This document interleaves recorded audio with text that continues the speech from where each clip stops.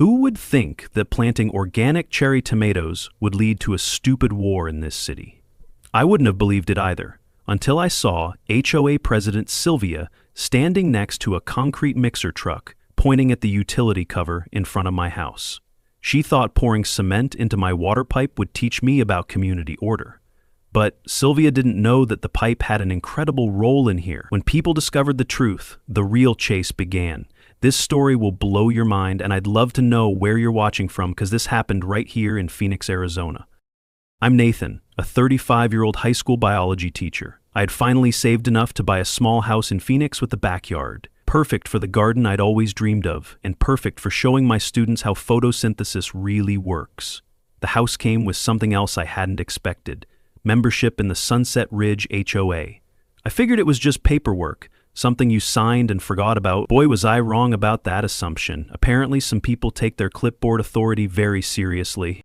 Sylvia Granger was 42 years old and had been the HOA president for 3 years running. After her divorce and her son leaving for college across the state, she'd thrown all her energy into what she called maintaining community standards. Every blade of grass, paint color, and fence height had to pass through her hands. After years of moving between rentals, this little backyard was more than a patch of dirt.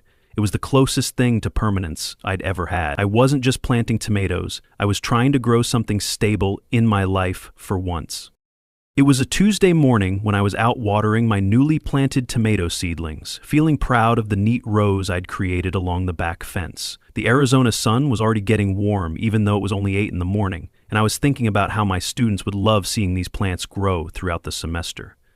That's when I heard the clicking of heels on my driveway. Sylvia appeared around the corner of my house like she owned the place, carrying a clipboard and measuring tape that made her look like some kind of official inspector. She started taking pictures of every angle of my garden. Then she measured every plant stake like she was documenting a crime scene.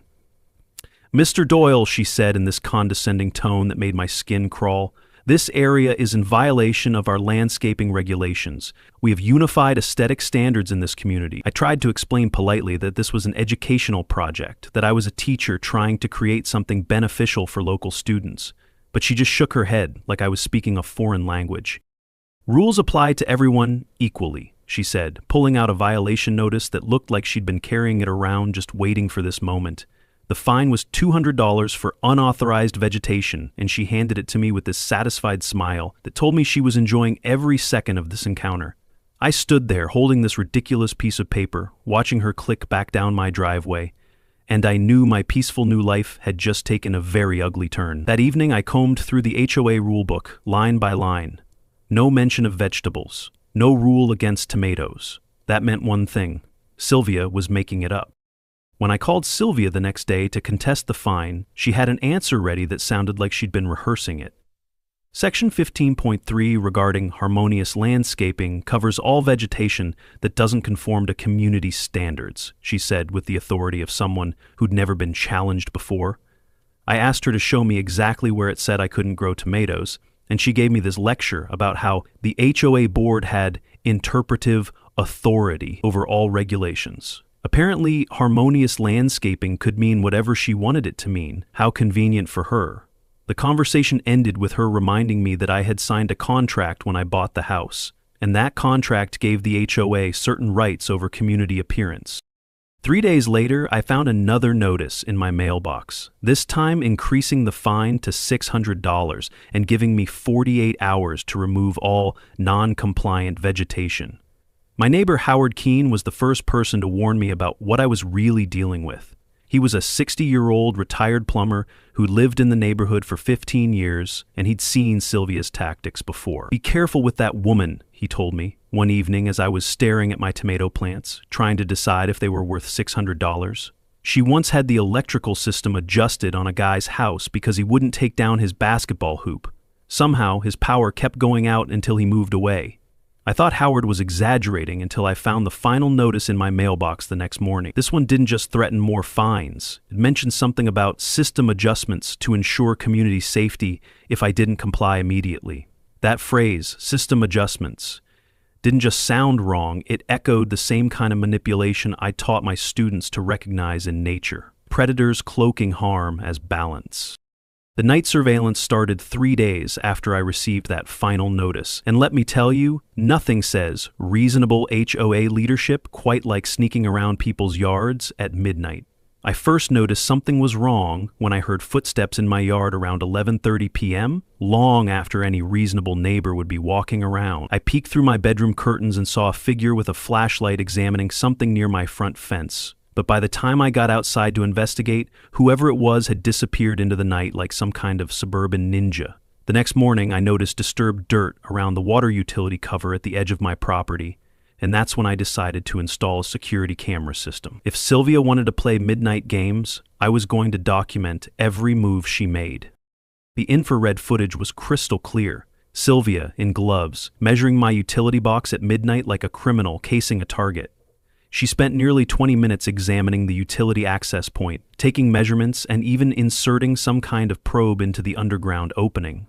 She had this methodical way of working that suggested she'd done research beforehand, and those white gloves told me she was trying not to leave fingerprints. I watched this footage over and over, trying to understand what she could possibly be planning, but nothing prepared me for the level of vindictive creativity that was about to unfold. 2 days later, I received a certified letter that made my blood run cold, and confirmed that Sylvia had way too much time on her hands. "Dear Mr. Doyle," it began in her formal tone, "if you continue to refuse cooperation with community standards, the HOA will be forced to make adjustments to utility systems to ensure neighborhood safety and compliance." The letter went on to cite some obscure clause about the HOA's authority over shared infrastructure and mentioned that I had signed an agreement allowing such interventions when necessary. I honestly didn't remember signing anything like that, but when I dug through my closing paperwork, there it was. Buried in page 47 of the homeowner's contract was a clause giving the HOA permission to modify utility access for community benefit. I'd signed it without reading it carefully because I trusted that it was just standard legal language about maintenance rights. That's what I get for trusting boilerplate contracts. Howard confirmed my worst fears when I showed him the letter, and his reaction told me this wasn't Sylvia's first rodeo. Howard shook his head. She did this before, forced a guy out over a mailbox, cut his power until he left. I asked Howard why nobody had reported Sylvia to the authorities, and he just shrugged sadly. She's smart about it. Always has official-sounding paperwork, always claims it's for community improvement. The city usually sides with the HOA because they don't want to get involved in neighborhood disputes. Apparently, bureaucratic cover-up was just another skill in Sylvia's impressive repertoire of petty tyranny. The concrete truck appeared on Thursday morning like a harbinger of doom, because nothing says neighborly dispute resolution quite like industrial construction equipment. I was getting ready for work when I heard the rumbling diesel engine and looked out to see this massive cement mixer parked at the end of my street. The driver was talking on his phone and occasionally glancing at a piece of paper, clearly waiting for instructions from someone. I had this sinking feeling in my stomach as I watched him check his watch and study the house numbers along our block. When I left for school, the truck was still there, and I spent my entire day teaching biology while wondering what fresh hell was waiting for me at home. My students probably thought I was losing my mind because I kept checking the clock and forgetting what I was supposed to be explaining about cellular respiration. That afternoon, I came home to find tire tracks from heavy machinery leading right up to my utility access point, and let me tell you, that's not the kind of home improvement project you want to discover. The concrete truck was gone, but there were clear signs that some kind of work had been done while I was away. I ran to check my water faucets and discovered that I had no water pressure at all, just a trickle that barely filled a coffee cup. My first thought was that the city had shut off my service for some reason, maybe related to Sylvia's complaints. But when I called the water department, they insisted my account was current and there should be no interruption to my service. The customer service representative suggested I check for blockages in my line and recommended calling a plumber if the problem persisted. If only they knew that the blockage was intentional and made of concrete.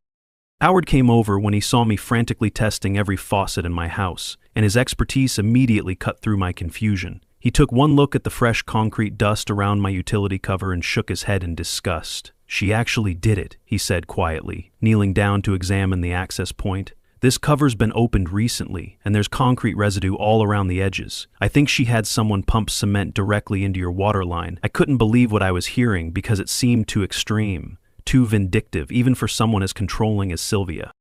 But as Howard explained the evidence, pointing out the tool marks on the utility cover and the concrete splatter on the surrounding ground, I realized that my HOA president had just committed what amounted to an act of sabotage against my property. The really terrifying part came when Howard decided to test his own water pressure. And when he turned on his kitchen faucet, nothing came out except air and a few drops of rusty water. "Oh no," he said, his face going pale as the implications hit us both. "If they pumped concrete into your line, and your line connects to the main distribution pipe." He didn't need to finish the sentence because I could see the horror in his eyes, and I realized that Sylvia's petty revenge against my tomato plants was about to become a neighborhood-wide catastrophe. The concrete operation had been executed with military precision while I was teaching my third series biology class about plant root systems, an irony that wasn't lost on me later, considering how my own roots in the community were about to be tested. When I returned home that afternoon, the evidence was subtle but undeniable to anyone who knew what to look for. Fresh concrete dust coated the utility access cover, and the ground around it had been disturbed and hastily smoothed over like someone had tried to hide their handiwork. The contractor had done his work quickly and efficiently, pumping cement directly into what he believed was my private water line. I turned every faucet. Nothing, just air hissing back. Sylvia had done it. My first instinct was to assume I was the only victim of this sabotage because, surely, nobody would be crazy enough to mess with an entire neighborhood's water supply over some tomato plants. The silence from the pipes was deafening in a way that made me realize how much we take running water for granted until some vindictive HOA president decides to play with concrete trucks. I tried to stay calm and logical, thinking through possible explanations that didn't involve criminal activity, but every theory led back to the same conclusion. Someone had deliberately blocked my water supply as punishment for refusing to kill my vegetables. It was only 3 p.m., but Arizona heat felt like a furnace, and half the block had no water. I looked out the window just as I heard his footsteps and saw the McCarthy twins trying to rinse off their golden retriever with the last of their bottled water. Their mom stood next to them, face red from the heat, trying to smile through the stress. That's when it hit me. This wasn't about a garden anymore. This wasn't just my fight with Sylvia. These were my neighbors, the kids who waved at me every morning, the elderly couple who brought me lemon bars when I moved in. If I stayed silent, if I treated this like a personal grudge, I'd be letting everyone down. I might be a high school biology teacher, but in that moment I realized something deeper than any textbook ever taught. Standing up for something small could mean protecting something much bigger. He burst into my living room without waiting for an invitation, his face flushed with exertion and anxiety. "Nathan, we've got a major problem," he said, still catching his breath from running across the street. "I'd just tried to fill my coffee pot and nothing came out, nothing at all. Then I checked with the neighbors next door and they're dry too. This isn't just about your house anymore. Half the neighborhood has lost water." The implications of his words hit me like a physical blow, because I suddenly understood the true scope of what Sylvia had done in her quest to punish my unauthorized vegetables. The temperature that day reached 105 degrees Fahrenheit, making the water crisis exponentially worse than it would have been in cooler weather, because apparently Mother Nature wanted to add her own dramatic flair to Sylvia's revenge plot. We spent the next hour going door to door, documenting which houses had water and which didn't, and the pattern that emerged was both clear and terrifying. Every house connected to the main distribution line that ran under my property had been affected by the concrete blockage. Elderly residents were already struggling with the heat, parents were rationing bottled water for their children, and pets were showing signs of distress from dehydration. Her war on my tomatoes just triggered a neighborhood emergency. Sylvia's response to the crisis was a masterclass in calculated denial and misdirection that would have impressed any politician. When concerned residents started gathering in the street, demanding answers about the water outage, she appeared with her clipboard and her authoritative manner, immediately taking control of the conversation like she was managing a natural disaster instead of cleaning up her own mess. "This is clearly a failure of the aging municipal infrastructure," she announced to the growing crowd, her voice carrying that condescending tone I'd grown to hate. "These pipes were installed in the 1980s, and we've been warning the city about potential problems for months. Unfortunately, they chose to ignore our concerns, and now we're all paying the price for their negligence." She delivered this lie with such confidence that several neighbors actually nodded in agreement, grateful to have someone who seemed to understand the situation, even though she was the one who caused it. The visual impact of the water crisis was something that will stay with me forever, like a documentary about the breakdown of suburban civilization. Garden sprinklers stood motionless in yards where they normally created rainbow patterns in the afternoon sun. Swimming pools couldn't be topped off, leaving water levels dropping visibly in the extreme heat. Most heartbreaking were the children who kept running to outdoor faucets, expecting water to flow when they turned the handles, only to be met with silence and disappointment. The sound of the neighborhood had changed too. Instead of the familiar background hum of water flowing through pipes, there was an unnatural quiet, broken only by the increasing complaints of frustrated residents and the distant rumble of air conditioning units working overtime in the desert heat. Howard and I were the only ones who knew the truth about what had really happened, and the weight of that knowledge was almost unbearable as we watched our neighbors suffer from my refusal to comply with Sylvia's vegetable vendetta. Every time someone mentioned calling the city to complain about infrastructure failure, every time Sylvia repeated her lies about municipal negligence, I felt like I was betraying my community by staying silent. But I also knew that revealing the truth without absolute proof would just make me look like a paranoid neighbor trying to shift blame. The security camera footage was damning, but I needed to be strategic about when and how to reveal it. One wrong move, and Sylvia could spin the situation to make me look like the villain who was trying to cover up his own responsibility for the crisis. The breaking point came when an elderly woman from 3 houses down brought her 6-year-old grandson to my door, and seeing that little boy's suffering made me realize that staying silent was no longer an option. The child had been playing outside in the heat and was showing early signs of dehydration, flushed cheeks, lethargy, and constant complaints about being thirsty. "Nathan, I know you work with kids," she said, her voice shaking with worry. "This little one's been asking for water all afternoon, and all I have left is half a bottle that I'm trying to save for dinner. I don't know what to do." Looking at that child's tired face, knowing that his suffering was the direct result of Sylvia's vindictive attack on my tomato plants, I realized that protecting myself from potential backlash was less important than protecting innocent people from the consequences of one person's abuse of power. The time had come to show everyone exactly what their HOA president had done to them, regardless of the personal consequences I might face for exposing the truth about this concrete catastrophe. At 6 p.m., the emergency meeting began in the street. Almost every affected household sent someone. Nothing brings neighbors together like suffering in triple-digit heat. The scene looked like something from a disaster movie. Dozens of sweaty, frustrated neighbors clustered together while the late afternoon sun beat down mercilessly, children crying from thirst, and elderly residents seeking shade wherever they could find it. Sylvia arrived, folder in hand, acting like she was managing FEMA. She managed to look perfectly put together despite the heat, which probably took some serious effort considering she was about to face a very angry crowd of people whose lives she had disrupted with her concrete revenge scheme. "I want everyone to know that I've been in contact with the city water department all afternoon," Sylvia announced, her voice carrying easily over the crowd with the confidence of someone who had clearly practiced this speech. "This is exactly the kind of infrastructure failure I've been warning them about for months. These pipes were installed in the early 1980s, and frankly it was only a matter of time before something like this happened. I've already filed formal complaints about the city's negligence, and I expect them to have repair crews out here first thing tomorrow morning." The crowd murmured approvingly because Sylvia's explanation sounded reasonable and authoritative, and who wouldn't want to believe that their HOA president was fighting for them against municipal incompetence rather than being the actual cause of their suffering? But then Sylvia made her strategic countermove, the one that nearly turned the entire community against me, and proved that she was even more manipulative than I had imagined. She pulled out a copy of my homeowner's contract and held it up like evidence in a courtroom. "I also want to address some concerns that have been raised about unauthorized modifications to utility connections," she said, her eyes finding mine in the crowd with laser-like precision. "Mr. Doyle here signed an agreement giving the HOA permission to modify utility access when necessary for community safety.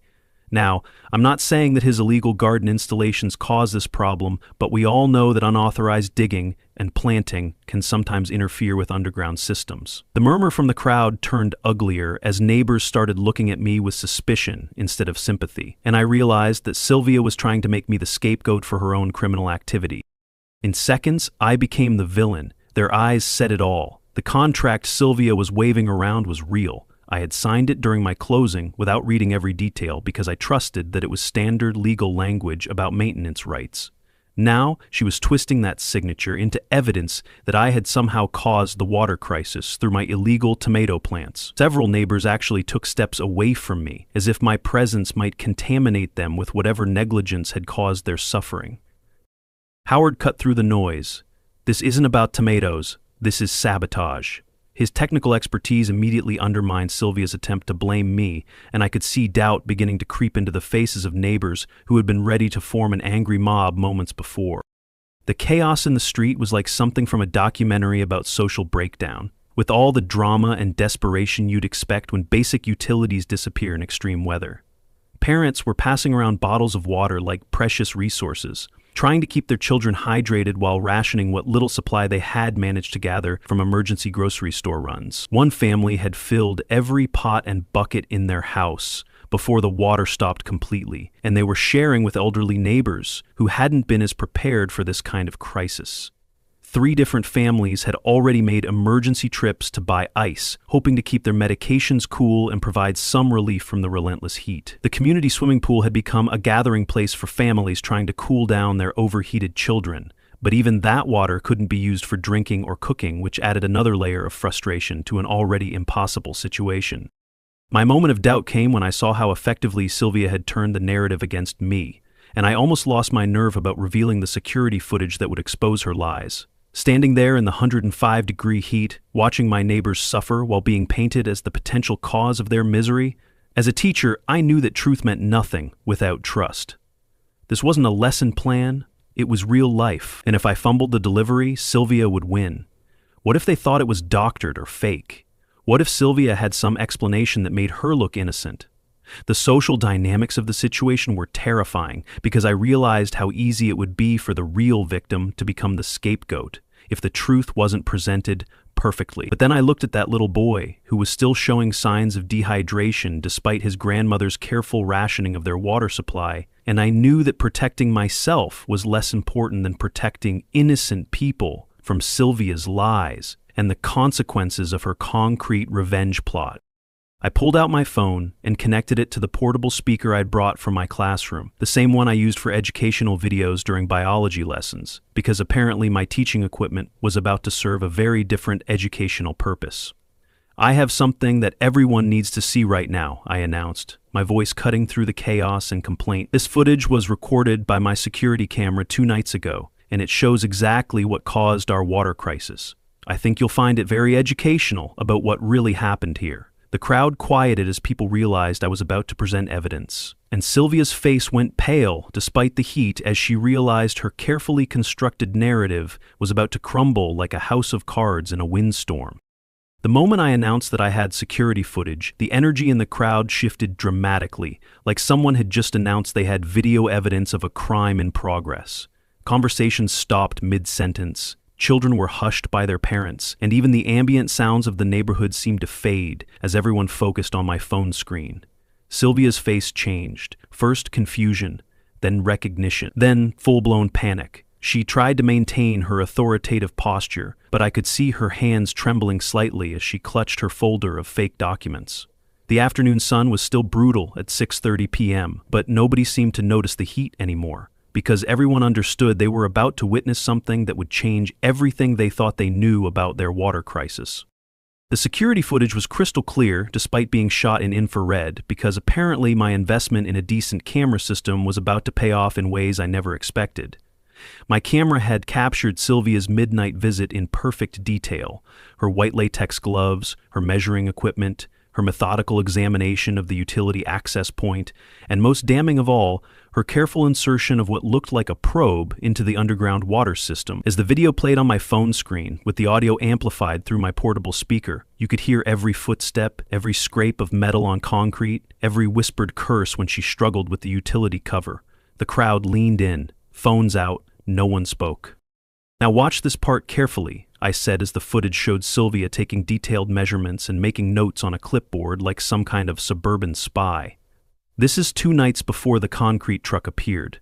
She's not checking for infrastructure problems or community safety issues. She's planning something specific, and she's trying not to leave fingerprints while she does it."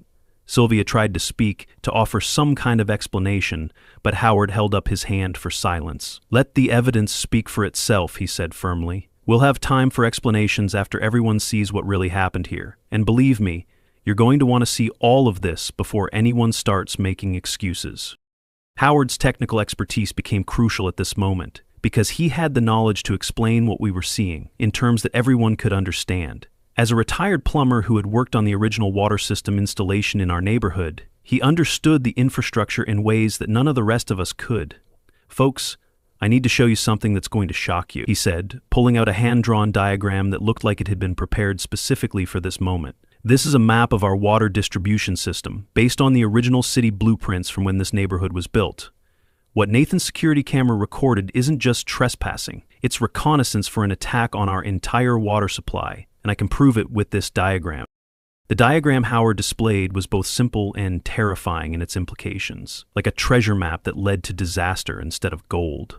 Our neighborhood had been built on what used to be agricultural land, and the developers had connected all the houses to a single main distribution line that ran directly under my property, before branching out to serve the surrounding streets.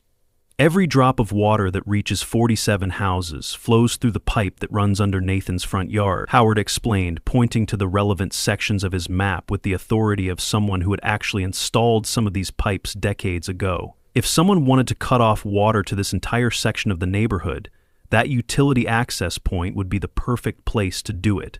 And according to this footage, that's exactly what Sylvia was planning when she made her midnight visit to study our water system. Sylvia's first attempt at damage control was pathetic and desperate, like watching someone try to explain away video evidence of them robbing a bank. "I was just checking for community safety issues," she protested, her voice rising to an almost hysterical pitch that told everyone she was panicking. "That area has been a concern for months because of unauthorized digging and landscaping modifications. I was trying to prevent exactly this kind of infrastructure failure," but her explanation fell apart immediately when someone pointed out that she had been wearing gloves to avoid leaving fingerprints, and had been working in secret instead of during normal business hours. If she had been conducting legitimate HOA business, why would she need to hide her activities from the community she claimed to be protecting? The logic was so obvious that even her most loyal supporters started looking skeptical. The crowd's transformation from confusion to unified anger was like watching a wildfire spread through dry grass, and suddenly Sylvia was facing the wrath of people who had been suffering all day because of her petty revenge scheme. Neighbors who had never spoken to each other before were suddenly comparing notes about Sylvia's previous abuses of power, and the stories that emerged painted a picture of systematic harassment that had been building for years. One family mentioned how she had fined them repeatedly for parking their work truck in their own driveway. An elderly couple revealed that she had threatened to have their beloved rose garden removed because it allegedly violated height restrictions. Person after person stepped forward with stories of harassment, excessive fines, and threats that had been disguised as community improvement initiatives, and what emerged was a pattern of tyrannical behavior that made her concrete sabotage seem like the inevitable escalation of years of unchecked power abuse. "I want to know exactly what happened to our water," demanded a mother of 3 whose children had been suffering from the heat all day, and her voice carried the fury of someone who had reached the end of her patience. "This footage shows Sylvia scouting our utility system, and now we find out that the same system has been sabotaged with concrete. That's not a coincidence, and we all know it." The crowd murmured agreement, and I could see that the momentum had shifted completely against Sylvia. She was no longer the authority figure trying to manage a crisis. She was a suspect, being confronted with evidence of her crimes, and her attempts to maintain control of the situation were becoming more frantic and less credible with every passing minute. But the most damning moment came when Sylvia tried to deny that she had any knowledge of the concrete work, which was like denying that water is wet when you're standing in the rain. "I had nothing to do with any construction activities," she insisted, her voice betraying her panic as she realized that her carefully constructed lies were crumbling around her. "If someone pumped concrete into our water system, it was without my knowledge or approval." That's when Howard delivered the killing blow by pointing out that the concrete truck had been hired through an HOA vendor account that only Sylvia had access to. She was digging her own grave, word by word. "The work order was signed with your authorization code," he said, producing a document that he had clearly obtained through his own research into HOA finances. "You can't claim ignorance when your signature is on the paperwork, and you can't pretend this was some kind of accident when we have video of you planning it." The crowd erupted in angry shouts as people realized they were looking at written proof of Sylvia's direct involvement in sabotaging their water supply, and the demand for immediate action became overwhelming and impossible to ignore.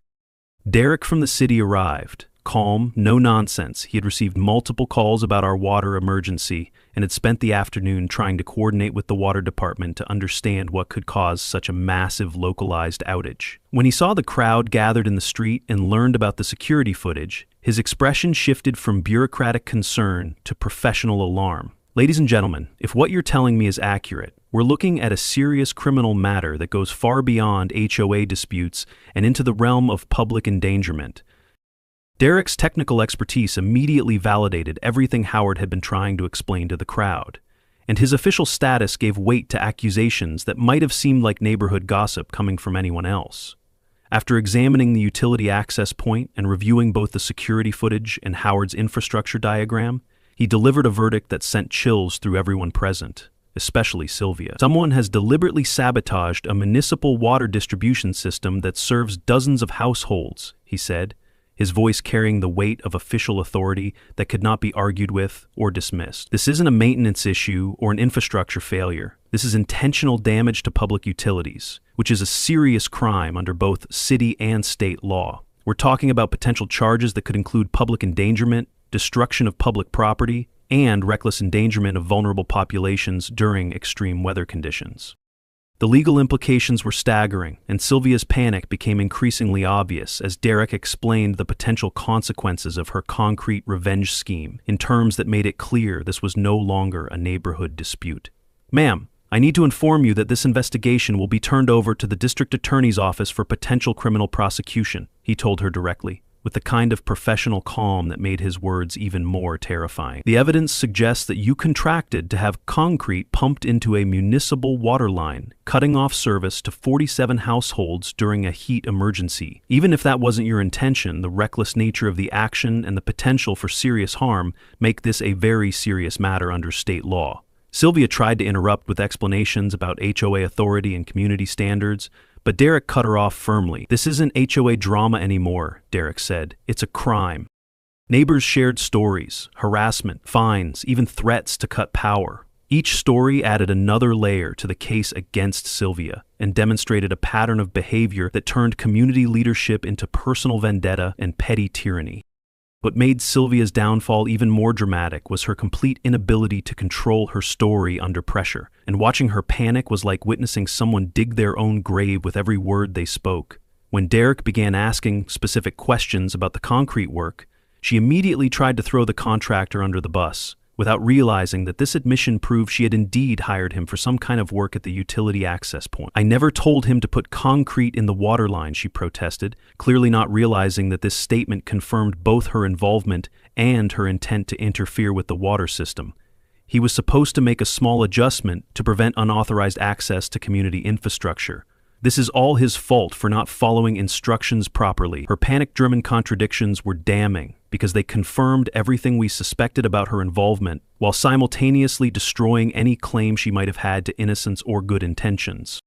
The security footage became even more damaging when viewed in the context of Sylvia's contradictory explanations, and Derek's professional analysis cut through her attempts at damage control like a hot knife through butter. He played the video back several times, pointing out specific moments that disproved her claims of innocence with the methodical precision of someone who had built criminal cases on less evidence than this. "Ma'am, this footage shows you conducting detailed reconnaissance of the utility access point 2 days before the concrete work," he said patiently, like he was explaining something to a child who couldn't understand why they were in trouble. "If this was routine HOA maintenance, why were you working at midnight? Why were you wearing gloves to avoid fingerprints?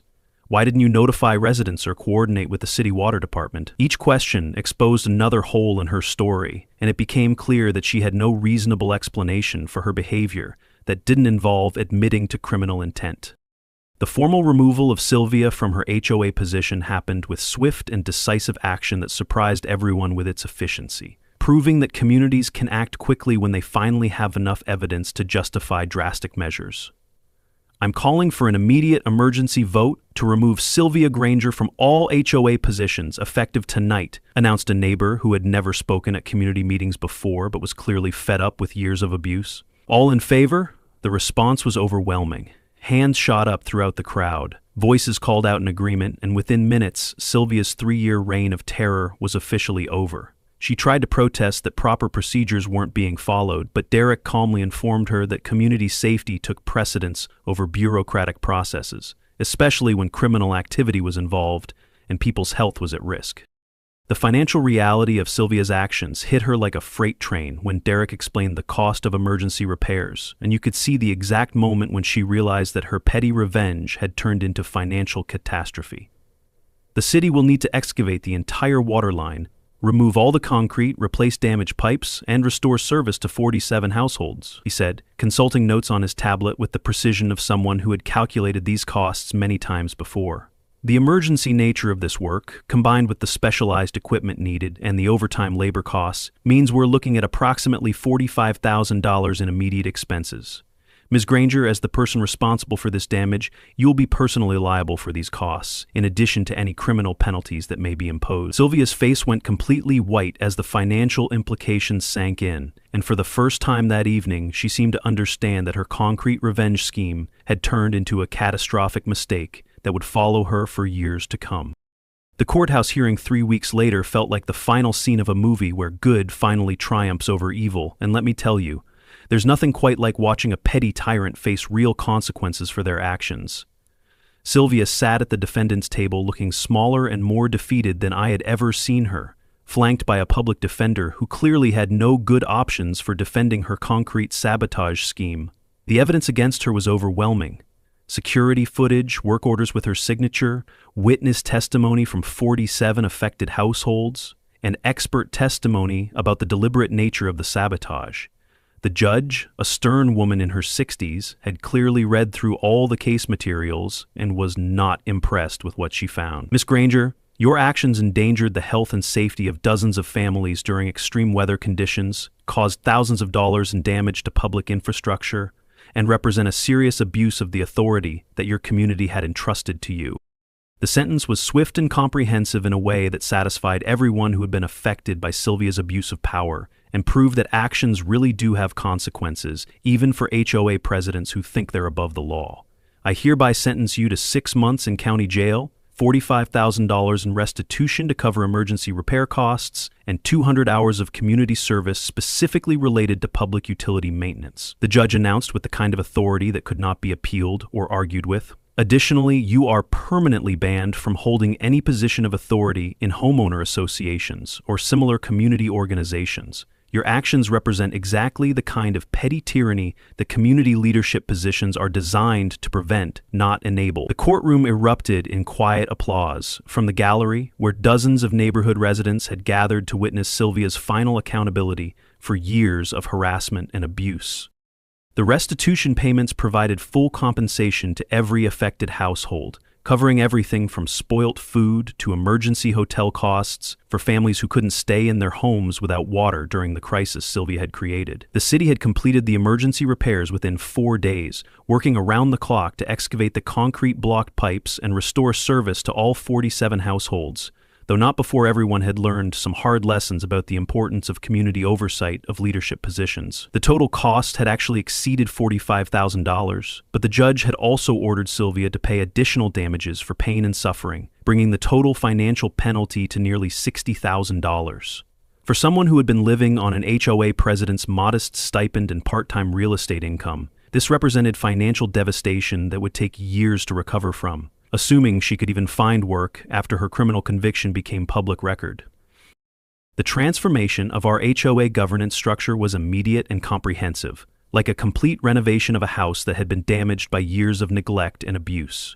Within a week of Sylvia's removal, the community had elected a new board with strict term limits, transparent meeting requirements, and mandatory community approval for any significant decisions that affected residents' daily lives. The new president was Howard Keene, whose technical expertise and calm demeanor made him the obvious choice for rebuilding trust in community leadership after years of Sylvia's toxic management style. One of the first actions of the new board was to establish what everyone started calling the Sylvia Prevention Act, a set of rules requiring community votes for any decisions affecting utilities, landscaping regulations, or financial penalties above $50, ensuring that no single person could ever again wield the kind of unchecked power that had led to our concrete catastrophe. My little garden became a neighborhood oasis. Families grew food, kids learned science. The irony wasn't lost on anyone that the plants Sylvia had tried to destroy with concrete sabotage had grown into something that brought the entire neighborhood together, in cooperation instead of conflict. My biology students were thrilled to have such an extensive living laboratory, and several neighbors started bringing their children to learn about photosynthesis, soil composition, and the water cycle that had become so precious to all of us during those 4 days without running water. Sylvia's forced sale of her house and departure from the neighborhood provided the final closure that everyone needed to move forward without the shadow of her toxic leadership hanging over our daily lives. The new owners were a young couple with 2 small children who were delighted to discover they were moving into a community that valued cooperation over control and mutual support over arbitrary rule enforcement. They were amazed by the welcome wagon of fresh vegetables from the community garden and the detailed orientation packet that Howard had created to help new residents understand both their rights and responsibilities in a way that emphasized partnership rather than subordination. No more Sylvia, just neighbors helping neighbors. Other HOAs took notice. Abuse now had consequences. The district attorney's office started receiving more complaints about HOA overreach, and several other problematic board members resigned rather than face potential scrutiny for their own abuses of power. The message was clear. Community leadership positions come with real responsibilities and real consequences for abuse of power, and the days of treating HOA boards like personal kingdoms were coming to an end. Local news coverage of the case brought attention to the broader issue of HOA reform, and our neighborhood became a model for how communities could restructure their governance to prevent future tyranny while still maintaining reasonable standards for community appearance and safety. As I write this story 2 years after the concrete incident, our community garden is thriving, our HOA operates transparently and democratically, and new residents regularly comment on how welcoming and cooperative the neighborhood feels compared to other places they've lived. The utility access point where Sylvia's sabotage began is now marked with a small plaque that reads, "Our water, our rights." Reminder that community resources belong to everyone and that protecting them is everyone's responsibility, not just the job of whoever happens to hold a clipboard and a bad attitude. When new neighbors ask about planting vegetables in their yards, I smile and tell them, of course you can grow whatever you want, just don't put concrete in the water pipes.